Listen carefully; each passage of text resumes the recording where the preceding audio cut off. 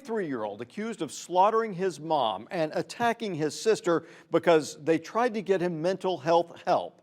Connor Crumrine was arraigned today for the crimes. Another, Fidel Fletcher, was found dead nearly a month after deputies say he stabbed and killed his new wife in front of her 2 children. And a suspicious death that we still don't have a lot of answers for.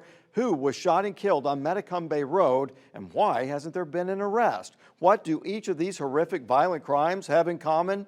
Every single one of them was committed in Charlotte County within about a month of each other. The community has not been quiet about their concerns. Just check out some of the comments from the Charlotte County's Sheriff's page after the deadly shooting on Trails End Drive in Punta Gorda last week. But what does the Charlotte County Sheriff, Bill Prummel, have to say about this uptick in violent crime? Is there anything he can say to put a rest to the growing unease in the once peaceful county? Wink News anchor Emma Heaton joins us now live from the Sheriff's office with some answers. Emma. Well, in a Facebook post, Sheriff Bill Prummel said that these type of crimes are not a new norm. And when I asked for further clarification, the Sheriff's office wrote in an email that all the recent incidents are sort of a fluke. But despite it all, Prummel says that Charlotte County remains one of the safest places to be. So I hit the streets and asked people, do you feel safe?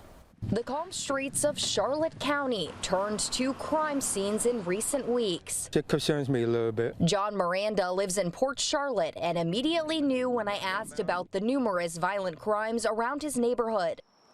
December 26th, Fidel Fletcher allegedly stabbed his wife, Nicole Gates, to death at their home on Salini Avenue. Weeks later, Fletcher was found dead in the woods on Guild Street in a suspected suicide. Also December 26th, deputies say Connor Crumrine stabbed his mother to death and injured his 2 sisters on Chelsea Court. Most recently, a death investigation January 24th on Trails End Drive, where 2 people were shot and killed.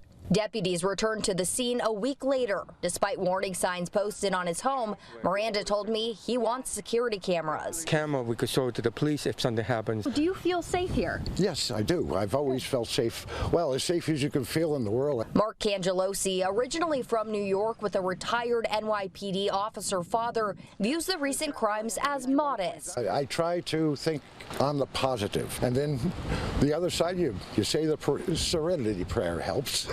Yeah. I think it's just coincidence. Then there's Gary Strain. Despite Fletcher's body being found about 6 blocks away, Strain told me he agrees with the Sheriff's office in this email, which says these tough times won't last. You still feel safe?